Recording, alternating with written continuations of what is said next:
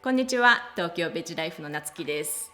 今日は群馬2区で衆議院議員をされている立憲民主党の堀越慶仁さんをお招きしてお話をお伺いしていきたいと思います。東京ベジライフでは動物や環境、人の健康のために活動されているいろいろな方をお招きして対談を行ってきましたが、今回は初の政治家さん、国会議員ということで、私も今日ちょっと若干緊張していますが、堀越さんは介護、医療、福祉、教育に加えて動物福祉、環境をご自身の政治信条に掲げていらっしゃって、最初に私も堀越さんのことを知った時にこんな政治家さんがいらっしゃるんだと思って、いい意味でとても衝撃を受けました。そこで今日はこういった形でチャンネルにお招きして、政治や法という枠の中でどうやって人だけではなく動物、広く環境に優しい社会を作っていけるかということであったり、今問題視されている、若者の政治離れなどについてもお話をお伺いしていきたいと思います。はい、どうぞよろしくお願いします。こちらこそよろしくお願いします。早速ですね、堀越さんの経歴がなかなかまたユニークで、今は衆議院議員さんをされていますけれども、もともと僧侶、お寺に生まれて僧侶になることを目指して、でそこから作業療法士という介護の世界に入っていって、介護の世界って言っていいんですかね、入っていって、そしてそこから政治家という異色のキャリアをお持ちなんですけれども、政治には以前から興味があったんでしょうか？そうですね、もちろん作業療法士の現場で主に脳卒中の急性期と回復期で仕事をしてたのが中心だったんですけど、もうその時から、医療現場にいながら、政治はやっぱり無視できないものであるということはもちろん承知していたわけですけど、具体的に僕が本当にこれはいよいよ向き合わなきゃダメだなと思ったのは、それこそ今から10年前に起こった 3.11 ですよね。で、エネルギーのあり方だとか、いわゆるその当たり前っていうか日常が本当にそのガラッと様変わりしてしまったような惨状を見て、今までのその当たり前っていうのが根底から覆されていった時に、生き方の多様性ってことを考えたらですね、なんか実は生きづらさをすごく感じてしまうような社会の構造になってきてるんじゃないかっていう、そういう問題意識を持ち始めて、そこから、政治というものをこう広く見るような形にはなってきたなっていう感じですかね、僕の場合は。で、ただやっぱりその政治に直接的に声を上げることになったきっかけっていうのは、実は安保法制っていうのがですね、強行採決をされたっていうことが、もう6年前ぐらいになるんですけどね、あって、で僕がその政治の中で大事にしている信条って何なのかっていうと、その人らしさを守るということなんです。でこれって多分作業療法士的視点が結構入って、病気をしたり、障害を持ったりすることっていうのは、誰しも起こりうる話であって、年取ってきて自分の生活が誰か人のサポートが必要になるというようなことっていうのだって、自分だけじゃどうにもならないことも中にはあるわけじゃないですか。そのために社会保障っていうのが存在し、そしてその人らしさっていうのを保つためには、支え合いながら生きていく、そういう構造が必要だというふうに思っている中で、例えば、その集団的自衛権っていうのが、行使容認という方向に向かうと、いわゆる、国家間の戦争っていうのはそうそう起こるようなもんじゃないと僕は思ってるわけですけど、ただそうは言ってもこの紛争とかテロですよね、そういうものの標的になる可能性っていうのは当然高まるなという中で、じゃあかつて紛争、テロ、戦争をしていた日本のその状況を見てみると、やっぱり高齢な方々とか障害を持っていらっしゃる方々とか女性とか子どもとか、そういう社会的に弱い立場に、置かれやすい人たちにそのしわ寄せが向かっていってしまうということを考えたときに、その人らしさを奪うものだなというふうに考えたので、それに対して、数の理論で何でもかんでも決まっていくのはおかしいよねっていうことを主張し始めて、たところに、まあ、参議院選挙に出てくんないかという強い要請を、まあ、もらって、まあ、当然断り続けてきたんですけどそうなんですね。いやもう別に僕は政治家になりたいわけでもなくて、作業療法士一人の父親として、まあ、声を上げてたに過ぎなかったんだけど、まあ、そういうふうに言っていただいて、まあ、断りきれなくなって、でまあ、分かりましたというふうに決断させてもらったのが一番最初に選挙に出たきっかけだったんですよね。で落選をして現場に戻って、で4年前の衆議院解散総選挙があった時に、北関東の比例単独で出馬してくれないかっていう要請をもらって出馬したっていうのが、で今の立場があるっていうのが流れですね。動物愛護法が去年改正されたということで、なんか全然、私も実はそうなんだっていうぐらいで全く知らなかったっていうところがあるんですけれども、主なその改正されたポイントっていうのはどういったものだったんでしょうか。そうですね、まあ、いくつかあるんですけど、まあ、その使用、まあ、動物特に、まあ、ペット、まあ、コンパニオンアニマルなんていうふうにアメリカでも言いしますけども、いわゆるそのペットに関わる取り扱いの際に、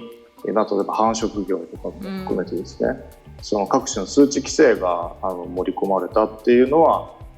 一つあると思うんですね。具体的な例えばケージの大きさとか犬猫にかかる飼育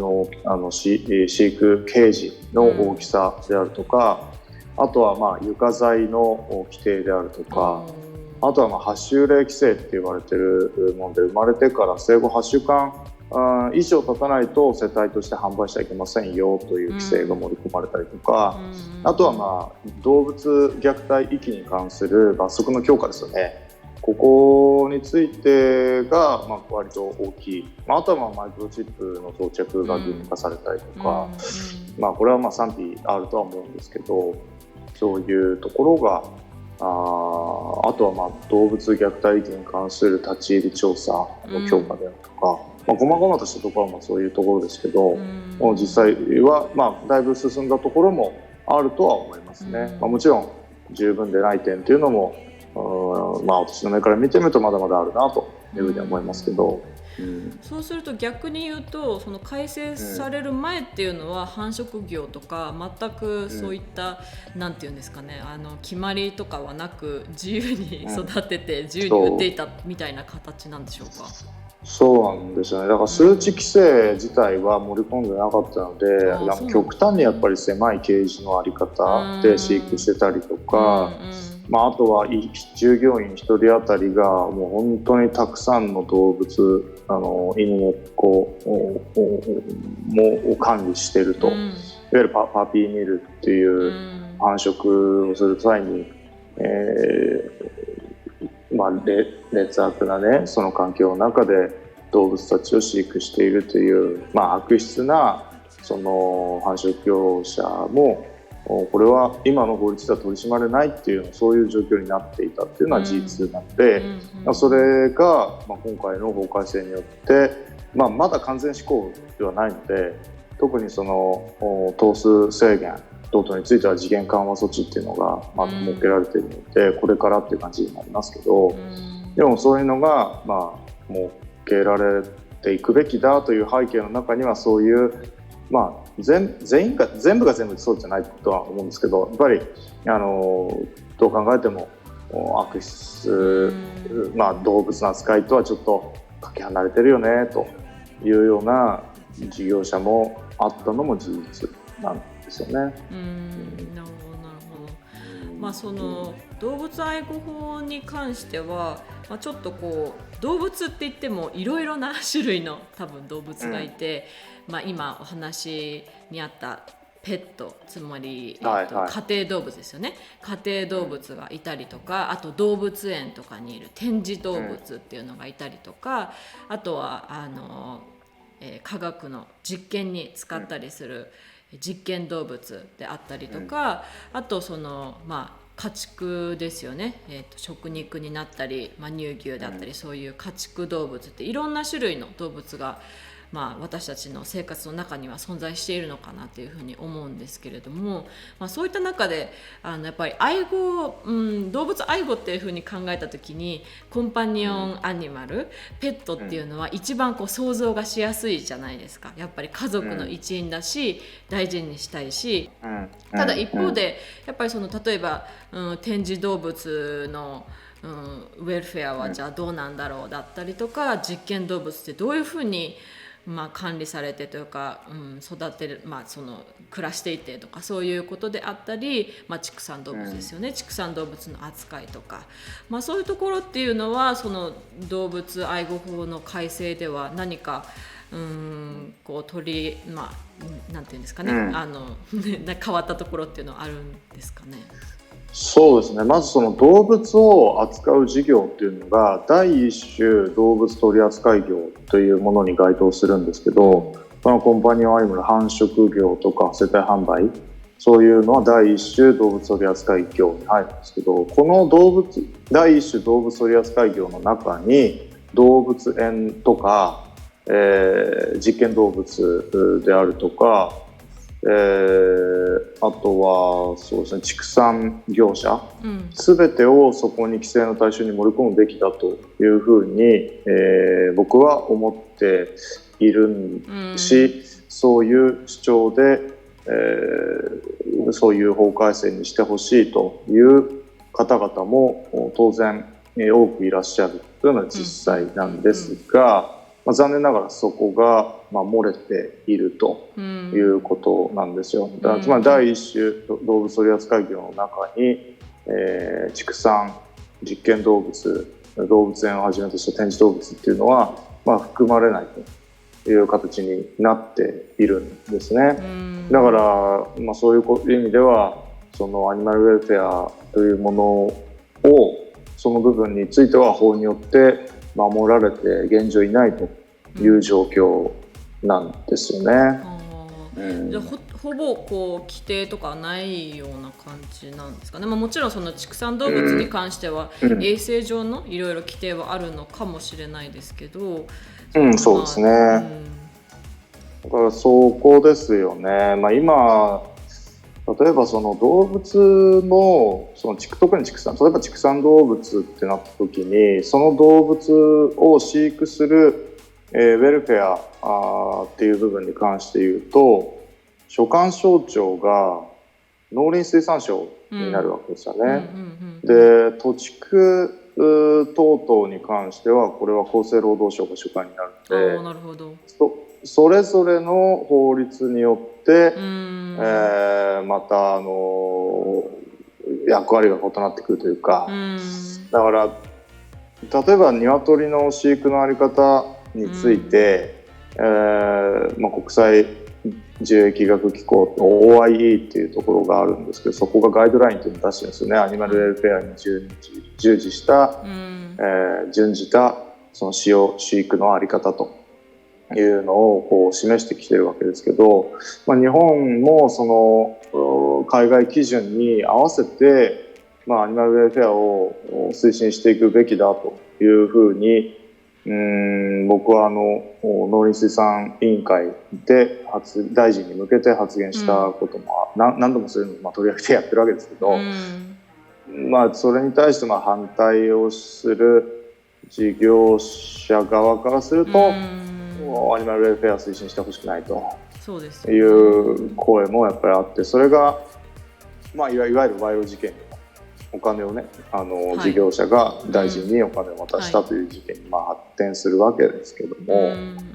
もうそういう状況があるんですよ。鶏の卵の件について当時農林水産委員会で質問したのは僕だけだったもんで、僕はだから海外基準に引き上げるべきなんじゃないですかと。日本もそうじゃないと、それこそね、オリンピックパラリンピック今やられてますけど、選手村で扱う食品だって、アニマルウェルフェアに配慮した食品調達をしてほしいということでアスリートの側から仕入れが来てるぐらいの状況じゃないですか。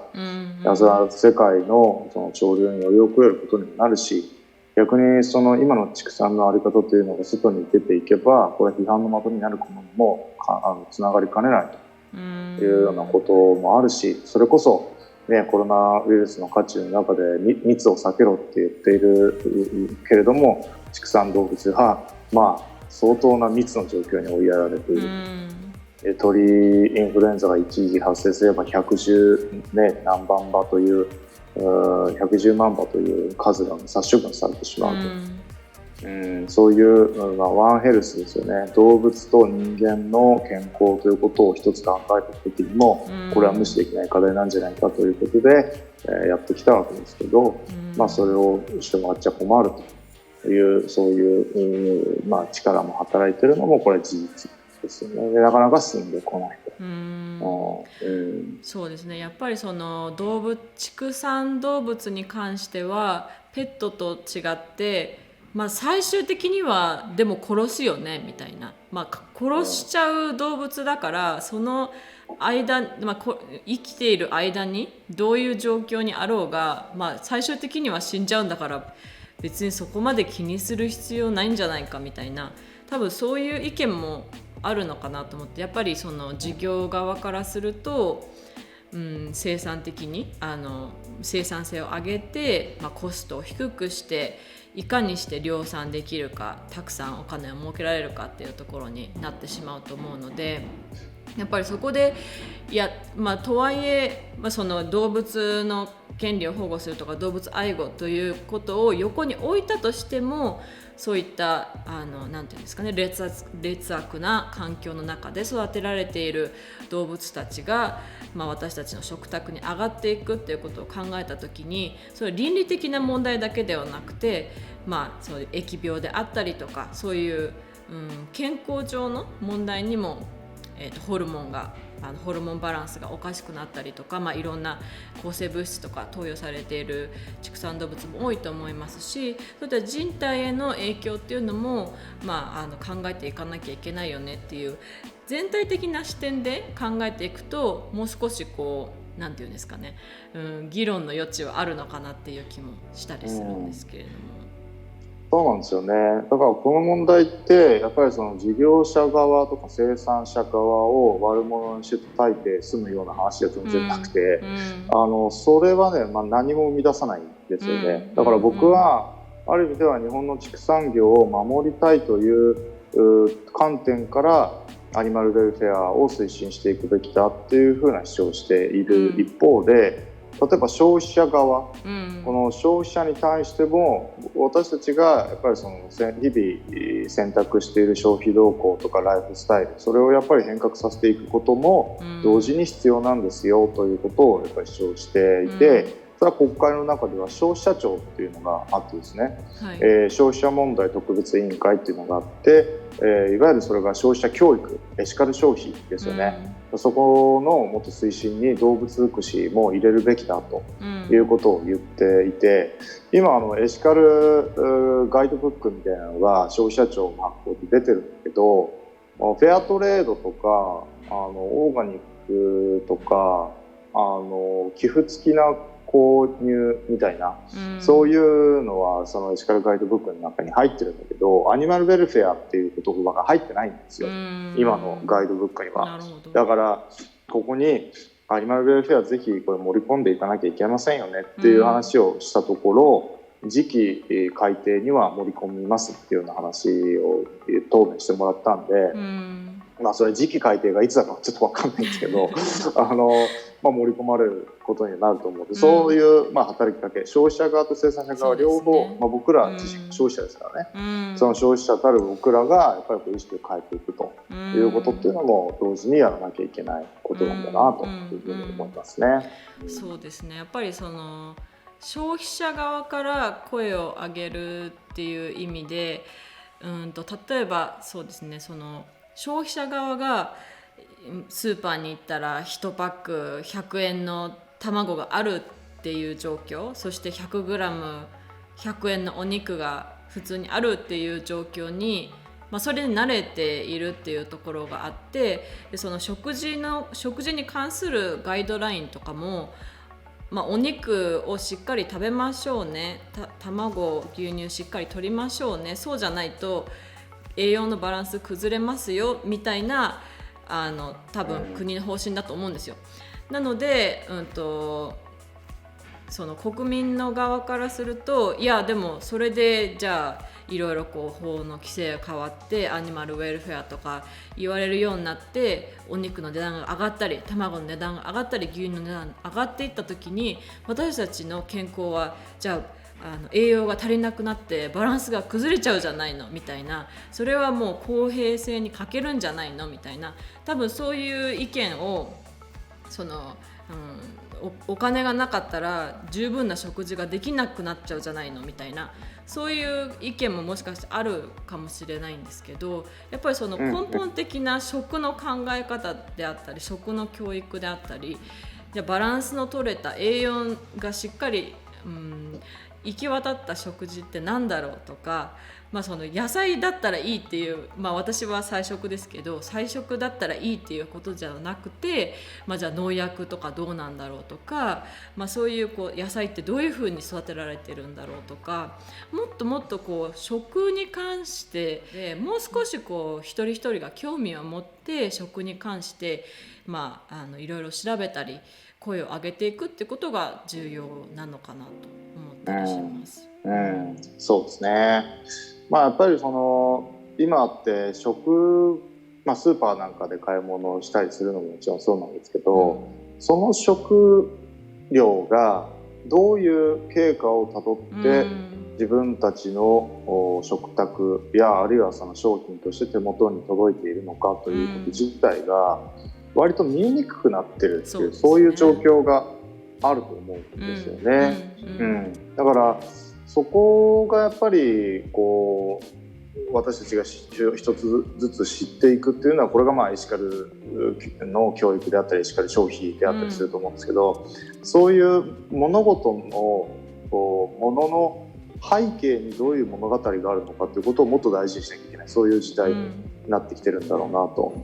で結局、例えば工場畜産、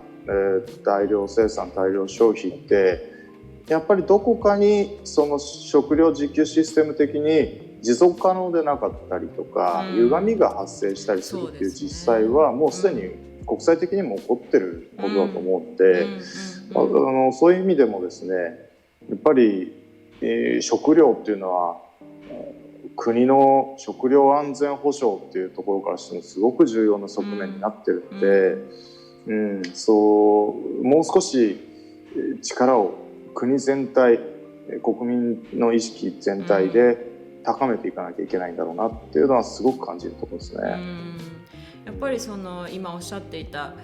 歪みが生まれてきてるっていうところは私もすごくそうだなと思っていて、やっぱりいろいろな問題が今、コロナウイルスも含めていろいろな問題が社会にあると思うんですけど、やっぱり一番の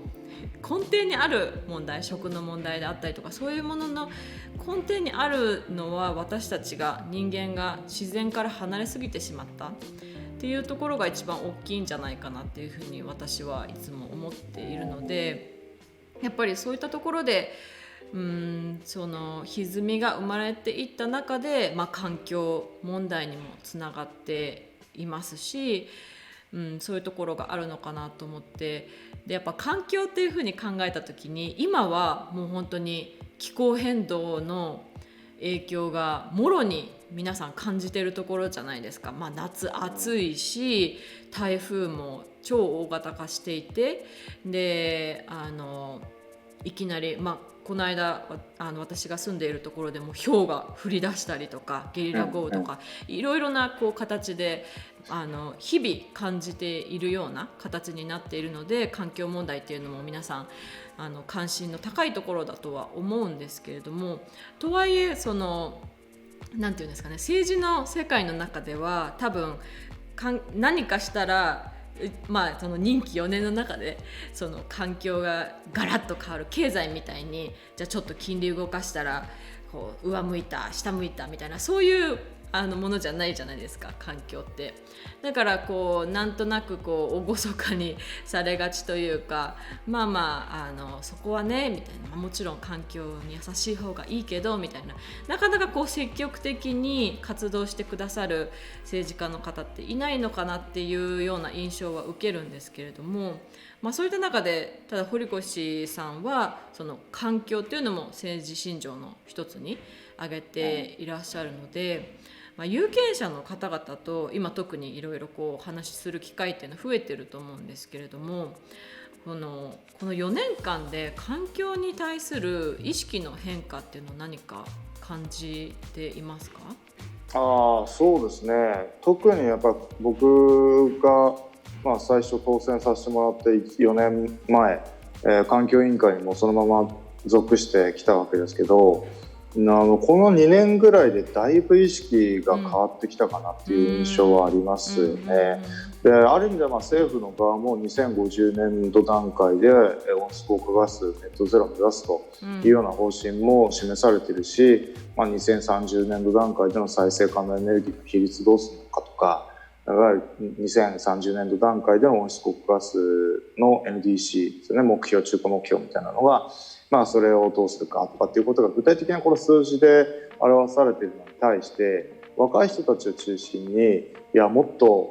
やってくれと、そうじゃないと自分たちの未来がなくなってしまうんではないかっていう不安を、抱いている声によって高まりを見せてきているっていうのも事実だと思います。ただやっぱりさっき、おっしゃっていただいたように、やっぱりその目に見える変化っていうのが、その短視眼的短いスパンで物事を見るときに現れにくいものであるのは事実なんですよ。環境一生懸命やってますって言っても翌週には台風が来なくなったとか、そういう話じゃないわけじゃないですか。台風の規模がなんか来年今年は去年に比べるとちっちゃくなったよねとか、それで成果があるようなものでもないわけで、非常にその有権者の側からすると何をやっているのかが見えないっていうような、そのいうものっていうのはまだまだ根強くあるのかなというのはありますよね。で特に日本っていうのは環境に配慮するってなると途端に不便な生活になってしまうんではないかっていうふうに認識される方も中にはいるんですよね。もう実際そんなことはなくて、生活様式をちょっと変えるだけで別に不便さとはまた全然そこはもう問題にはならないっていうようなことも多々あるわけですけど、そこの辺のこのまだジレンマというか難しさを感じているところではありますね。ただやっぱりこれは票になるかならないかっていうことをやっぱり意識して政治っていうのは本来動くべきものではないと思っているし、僕がその政治信条で掲げているその人らしさ、その人らしく生きられる社会ってことを考えていた時に、災害もやっぱり同じなんですよね。災害があるとその人らしくいることがやっぱ難しいわけです。例えば避難所のあり方一つとっても、性的マイノリティのね、その LGBT の方々に配慮した避難所のあり方って本当に、今現状どうかって言われると難しいところもあるし、障害を持っていれば当然ですけど、トイレ、避難所のトイレ、お風呂を使ったりするのも難しいというケースもあるでしょうし、あるいはパニック障害があるようなね、その方々にとったってそれはやっぱり厳しい状況にあるということからすると、やっぱその人らしさを奪うことになりかねないのが災害であるというので、極力それは小さい方がいい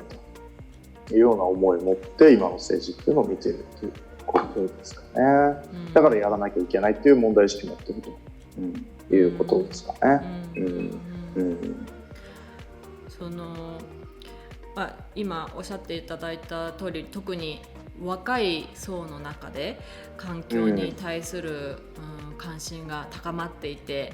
っていうお話があったんですけれども、一方でやっぱり投票率とかを見るとその若い層が多分一番投票率とか低くて、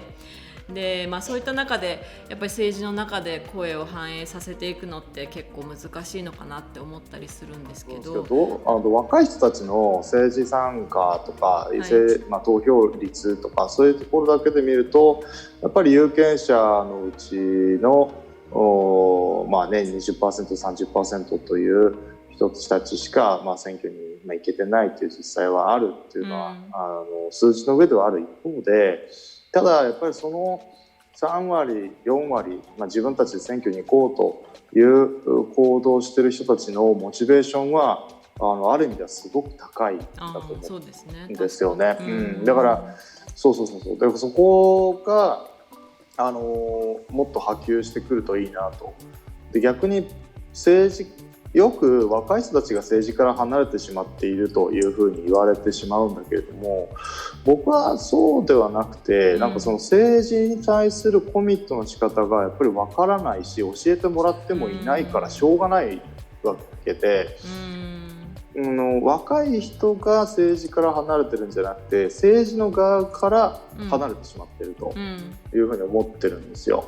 例えば18歳からこの国ではね、投票ができるわけですけど、学校教育の現場の中で政治と生活とそして選挙というのがどれぐらい密接な関係を持っているのかということを学校教育の中で教えてもらえてないわけですよ。で18歳になったから、じゃあ選挙があるから大人としての権利を行使しなさいよとかって言われて、いきなりほっぽられて、そして結局どうやって選んでいいかも分かんないから、選挙に行かないとこれだから最近の若い者はみたいなことを言われてしまうって、これね、もっと怒っていいと思いますよ、本当に。何も教えてもらってないのにいきなり行けって、それはどんだけの放置プレイだよと、本当にね、これは思うところあるので、もう教育の在り方からやっぱり変えていかなきゃいけない。だからさっき、ね、おっしゃっていただいたみたいに、やっぱりその物がこの生産されるその背景にどういう物語があるのかっていうのが見えにくくなっているっていうのも、自然からやっぱり自然の循環の中に僕ら人間っていうのは生きているんだけど、その循環、このサークルが見えなくなっているという、離れてしまっているということが大きな僕も問題だと思うので、例えばそれを環境教育という形で公教育の中に盛り込んで、本当に必要なことを子どもたちに学んでもらうと、生活と選挙、政治のつながり、そういうものももちろん含めてですね、そういうことが本質的にはやっぱり必要なんじゃないかなっていうのは思うんです。だからそういう意味でもそういう仕組みを作らずに、18歳だから行ってね、行かないんだ、そうなんだ、じゃあそっちを、見向きもしなくていいんだねっていうのはちょっと筋論です。僕は違うと思ってるんですよね。だからもう若い人たちそうに言われたらね、怒んなきゃダメです。何にも教えてもらえないのにそんな行けって言われたって無理でしょって、本当に、やっぱり今の若い世代の子たちってちょっとガイダンスを必要としてるところってやっぱあると思うんですよね。でいきなり大学に入学したらリモート授業みたいになってしまって、なんか同級生とも会うこともできないしみたいな、その人とのつながり方っていうのがすごく難しくなっている社会の中で、やっぱりより一層そういう、教育の現場であったりとか、教育から出たところでも、いろいろと交流が必要なのかなと思ったりします。だから僕はその社会問題っていうことを一つベースにしてみんなで話し合えたらいいのかなと思ってるんですよね。なんか政治でテーマとして取り上げる課題って、いっぱいある中で、例えば今回動物福祉やアニマルウェルフェアについて考えてみましょうみたいな感じで集まると、そこに関心がある若年層とか高齢者世帯とか関係なく集まることができるじゃないですか。だからそういうその興味関心がある事項をたくさん増やしていって、みんなで実はそれって政治とつながってんだよっていうようなことをやっていった方がいいなぁなんていうふうには最近というかもうずっと実は当選させてもらってから考えて、それぞれのトピックスで勉強会等々今ので開いてきてるっていうのがそういう状況ですかね。そうですね、やっぱり、うんその声を届けるっていう意味で、今ねこれから選挙が始まるわけなんですけれども、その選挙のシーズンになって初めて、自分の声を代弁してくれそうな人を選ぶっていう、なんとかちょっとこう非直接的な間接的な形でしかコミュニケーションできないのかなっていう、自分の声を政治の中で届けるっていうことが難しいのかなっていうのを多分皆さん感じていらっしゃるのかなと思うので、その選挙が、選挙の時じゃないにかかわらずに、そういった、議員の皆さんであったり自治体の、市議員であったりとか、そういうもうちょっと低い、位置でのこうなんていうんですかね、政治に関わっている方々と一般の方々が意見交換できるような場があるといいのかもしれないですね。やっぱりその政治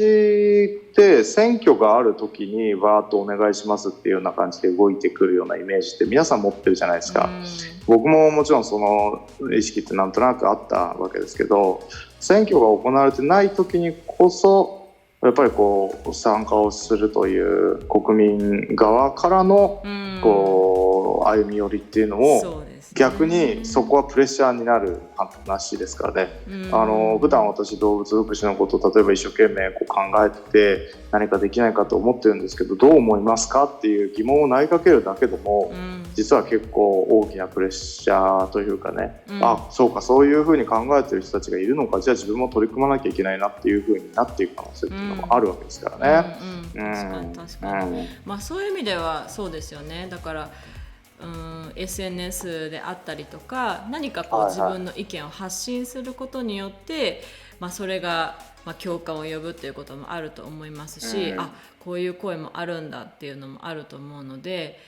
そういう意味であんまりこうなんか諦めずに興味を多分持たないっていうのが一番危険だと思うので、自分がちょっとでもこう興味のあることがあれば追求して発信してっていうのをやっていくといいかもしれないですね。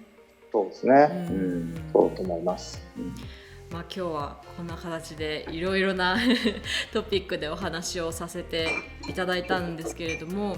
現在堀越さん選挙を控えて活動されている最中だと思いますが、いろいろとそのビジョンとする社会で自分らしくいられる社会を目指してっていうお話があったんですけれども、何か最後にこう、自分のビジョンであったりとか伝えたい熱い思いメッセージなどあればお願いできればと思います。はい、そうですね、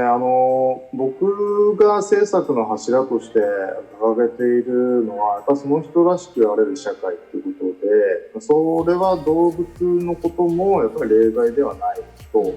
ているし、環境も今日お話聞いていただいた方は分かってくださったんじゃないかなと思いますけど、その人らしさを奪う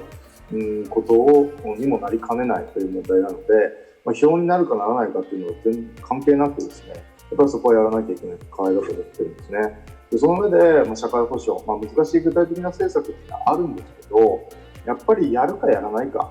やろうと思えばね、できるんですよ。僕はそう思ってます。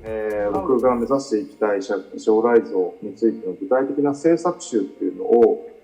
作ったんですが、その政策集に僕がやりたいことは全て書いたつもりなんですよね。もちろんそれは変化してくることもあると思います。現時点で僕が考えている政策のあり方として、これが皆さんからいただいた声をもとに作ったものですという感じで打ち出しているとなってきていると思っているので、多くの人にですね、その政策集っていうのを、見ていただきたいなと思っています。で僕が動物のことだとかエシカル消費のことについて取り上げているのは、何も議員になったからじゃなくてですね、議員になる前から市民活動、マルシェっていうのをねやってて、年間2回やって畑でマルシェっていうマルシェなんですけど、フェアトレード、オーガニック、それと政治と生活っていうのがつながってるから、みんなで政治について話しようよっていうようなマルシェを2回やってたんですね。でその時の思いと全く何ら変わってないんですよね。で、僕はある意味ではこれが政治の世界に通用するかどうかっていう、すごく新たな挑戦してるつもりでもいるので、ぜひ多くの人たちに応援いただけたら、僕はこのままのスタイルでずっと訴えを続けていくことができると思うので、ぜひそういった意味でも応援してもらえるとありがたいので、よろしくお願いします。というところですかね。堀越さん、インスタグラム、そしてツイッターなどで日々配信されていらっしゃいますので、その冊子とか手に取ってみたいなとか、もっと制作のこと知りたいなっていう方はそちらの方をぜひぜひチェックしてみていただいていただければと思いますが、本当に政治の世界ってちょっとなんていうんですか、とっつきにくいなと思ってる方も多いと思いますし、自分の声を届けるのってどうしたらいいんだろうって思ってる方も多いと思うんですけれども、本当に小さなところで自分がまず興味を持つこと、興味を持っていろいろ調べてみて、そして何かシェアできることがあれば SNS でありSNS じゃなくても隣の近所さんに話をするだけでもいいですし、そういったマルシェみたいな集まりに行ってみたりとか、座談会に行ってみたり、そういった形でいろいろコミュニティの一員として声を発信していくっていうことも一つ重要なのかなと思ったりします。はい、